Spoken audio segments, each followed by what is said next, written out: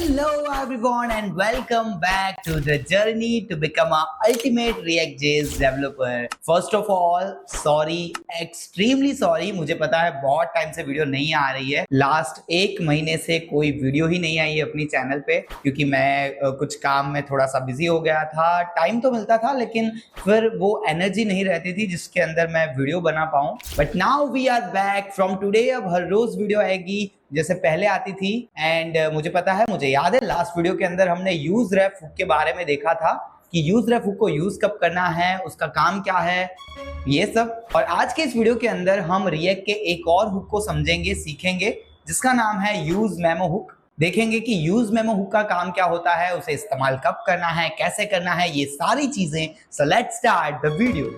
Okay, first of all देखो, मैं technical language में बताता हूँ यूज मेमो हुक का काम क्या है. यूज मेमो हुक क्या करता है, आपके फंक्शनल कंपोनेंट के अंदर जितने भी फंक्शन है उसका अगर कोई रिजल्ट है, उस फंक्शन के कैलकुलेशन का जो रिजल्ट है उसे मेमोराइज रखता है, याद रखता है. और जब भी उस फंक्शन की डिपेंडेंसी पे चेंजेस आते हैं, यानी कि उस फंक्शन की आर्ग्यूमेंट्स या फिर पैरामीटर्स बोल लो, उसमें अगर कोई चेंजेस आते हैं तो वो फंक्शन को रिकैलकुलेट करता है और जो वैल्यू थी उसे अपडेट करता है. यह है काम यूज मेमो का. इसे एक एग्जांपल से समझते हैं. मान लो कि आप स्कूल जाते हो और आपके जो टीचर है वो हर लेक्चर के अंदर आपको एक सेम इक्वेशन देते हैं सॉल्व करने के लिए. हर लेक्चर में आते हैं और एक ही इक्वेशन देते हैं और कहते हैं इसे सॉल्व करो. पहले लेक्चर में आप क्या करोगे, उस इक्वेशन को सॉल्व करोगे और मैम को कह दोगे. लेकिन अगर हर लेक्चर के अंदर मैम वो सेम इक्वेशन दे रहे हैं सॉल्व करने के लिए और आंसर मांग रहे हैं, तो क्या आप हर लेक्चर के अंदर उस इक्वेशन को रिकैलकुलेट करोगे? बिल्कुल भी नहीं. आप क्या करोगे, आप उस इक्वेशन को एक बार कैलकुलेट करोगे और जो भी आंसर होगा उसे अपनी नोटबुक के अंदर नोट कर लोगे. और जब भी नेक्स्ट लेक्चर के अंदर मैम आपको आंसर पूछेगी उस इक्वेशन का, तो आप अपनी नोटबुक खोलोगे और उसमें से देख के आप आंसर बता दोगे. That's it. लेकिन यहाँ पे एक रूल है जो आपको फॉलो करना होगा. वो है, अगर इक्वेशन चेंज होती है तो आपको उसे रिकैलकुलेट करना पड़ेगा और अपनी नोटबुक को भी अपडेट करना पड़ेगा नए आंसर के साथ. बिल्कुल इसी तरह का काम करता है use memo hook. Use memo hook क्या करता है, अगर आपके कंपोनेंट में कहीं पे फंक्शन है जो कि बहुत ही हैवी टास्क को परफॉर्म कर रहा है, बहुत ही हैवी कैलकुलेशन को परफॉर्म कर रहा है, कैलकुलेट कर रहा है, तो उसका जो रिजल्ट है ना उसको वो याद रखेगा. आप कहोगे इसकी क्या जरूरत है? तो देखो, जब भी आपके कंपोनेंट के अंदर स्टेट का चेंज आता है तो कंपोनेंट री-रेंडर होता है, जिसकी मदद से पूरा कोड फिर से चलता है. यानी कि ये फंक्शन भी हर री-रेंडर पे फिर से चलेगा. अब मान लो कि आप कोई हैवी टास्क परफॉर्म कर रहे हो जो कि बहुत ही टाइम लेता है, बहुत ही ज्यादा कॉम्प्लेक्स है. इससे क्या होगा, हर री-रेंडर पे वो फंक्शन चलेगा, वो जो हैवी टास्क है वो परफॉर्म होगा और आपकी जो वेब एप्लीकेशन है उसका परफॉर्मेंस लेवल नीचे गिर जाएगा. लेकिन आप एक बात बताओ, क्या इस फंक्शन को हर री-रेंडर पे चलाने की जरूरत है? बिल्कुल नहीं. तो यहाँ पे यूज मेमो हुक काम आएगा.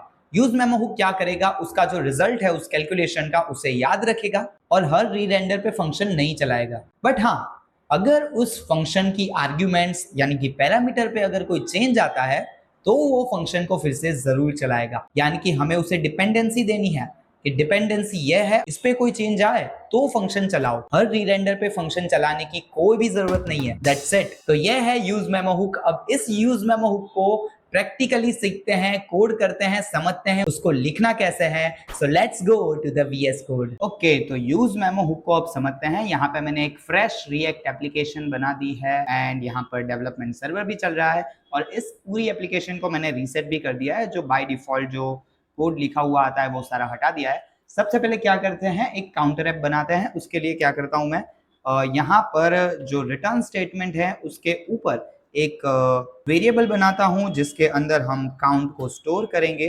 काउंट और सेट काउंट, और इसे एक यूज स्टेट वेरिएबल बनाएंगे और इसकी डिफॉल्ट वैल्यू जो है वो 0 रखेंगे.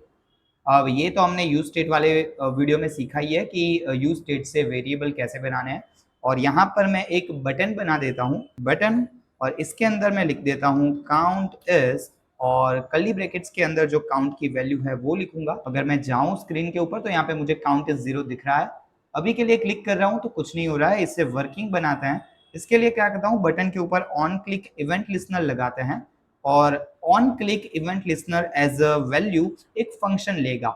और उसके अंदर हम क्या करेंगे, सेट काउंट को कॉल करेंगे और उसकी वैल्यू 1 से बढ़ा देंगे, काउंट प्लस 1, दैट्स इट। इसे फॉर्मेट कर दिया, अब अच्छा दिख रहा है। वापस जाऊंगा, रिफ्रेश करूंगा। अब अगर मैं इस काउंटर को चलाऊं तो ये अच्छे से चल रहा है, राइट। इसे रिफ्रेश करते हैं, वापस आते हैं।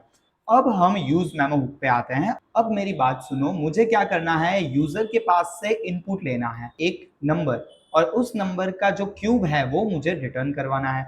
इसके लिए मैं क्या कर सकता हूँ, एक फंक्शन बना सकता हूँ। तो यहाँ पे मैं लिखता हूँ कॉन्स्ट, और फंक्शन का नाम जो है वो लिखूंगा मैं cube of number is equal to एक एरो फंक्शन। और ये क्या करेगा, ये फंक्शन एज अ पैरामीटर एक नंबर लेगा और यहां पर रिटर्न क्या करेगा, number multiply by number multiply by number, that's it.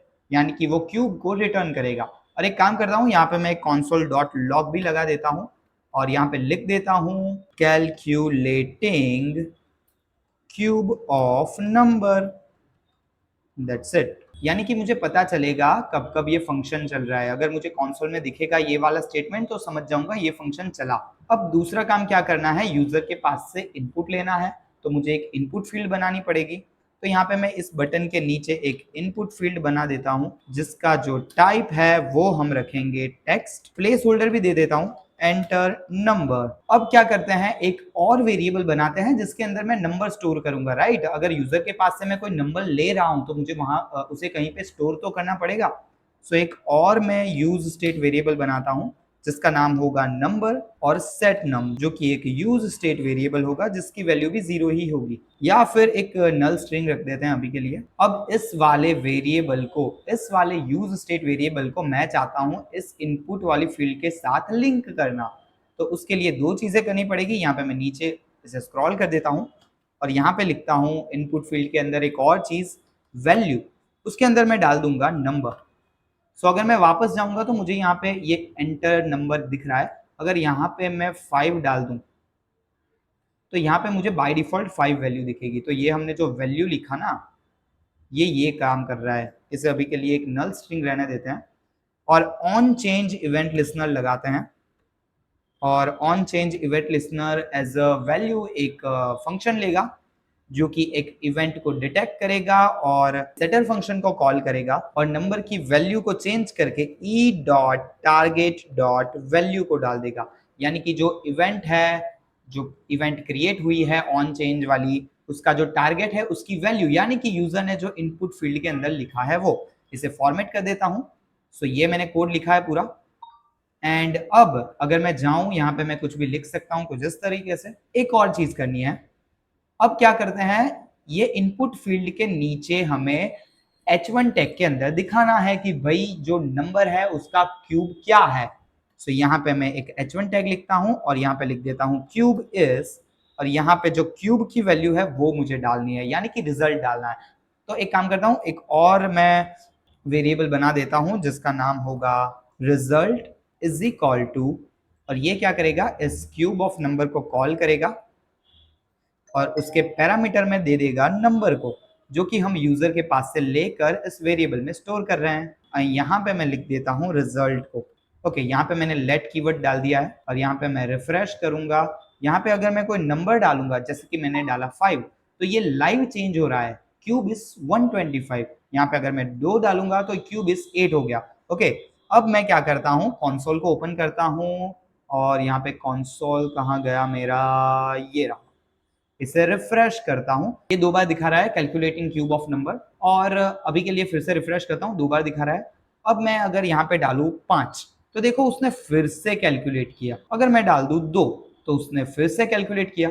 यानी कि ये वाला फंक्शन कितनी बार चल रहा है ये मुझे यहाँ पे दिखा रहा है। लेकिन अब अगर मैं इस काउंटर ऐप को चलाऊंगा फिर भी ये फंक्शन चल रहा है। अगर आप देख सकते हो कंसोल में, तो मैं क्या कर रहा हूं, मैं तो काउंटर ऐप चला रहा हूं, लेकिन राइट साइड में मुझे दिख रहा है कि भाई ये फंक्शन भी चल रहा है। लेकिन क्या उसे चलना चाहिए? बिल्कुल भी नहीं। इस इनपुट की फील्ड के अंदर जो नंबर है उसमें अगर कोई चेंज आ रहा है तब भी इस फंक्शन को चलाओ। यानी कि यहाँ क्या हो रहा है, जब भी मैं इस काउंटर ऐप को चला रहा हूं तो ये पूरा का पूरा कोड फिर से चल रहा है, क्योंकि कंपोनेंट री रेंडर हुआ और इसकी वजह से ये वाला फंक्शन भी फिर से चल रहा है और ये वाला जो स्टेटमेंट है जिसके अंदर मैं रिजल्ट नाम के वेरिएबल के अंदर स्टोर कर रहा हूँ वैल्यू को, वो भी फिर से चल रहा है। अभी तो मैं सिर्फ एक क्यूब को कैलकुलेट कर रहा हूँ, लेकिन मान लो मैं कोई हैवी टास्क को परफॉर्म कर रहा हूँ, बहुत ही बड़ा कॉम्प्लेक्स कैलकुलेशन कर रहा हूँ, तो तब तो ये मेरी एप्लीकेशन को बहुत ही ज्यादा स्लो कर देगा। तो मैं नहीं चाहता कि ये वाला फंक्शन हर बार चले जब री रेंडर हो हमारा कंपोनेंट। तो अब यहाँ पे हम यूज कर सकते हैं हमारा यूज मेमो हुक। कैसे, वो देखते हैं। सिंपली ये जो मैंने फंक्शन कॉल किया है उसे मैं यहाँ से हटा देता हूँ और यहाँ पे लिखूंगा यूज मेमो। और यूज मेमो जो हुक है वो एज अ पैरामीटर दो चीजें लेगा, एक तो होगा फंक्शन और दूसरी होगी डिपेंडेंसी एरे, जिसके अंदर मुझे डिपेंडेंसी देनी है कि अगर इस डिपेंडेंसी के अंदर कोई चेंज आए तब रिकैलकुलेट करो पूरे फंक्शन को, ना कि हर री रेंडर के अंदर।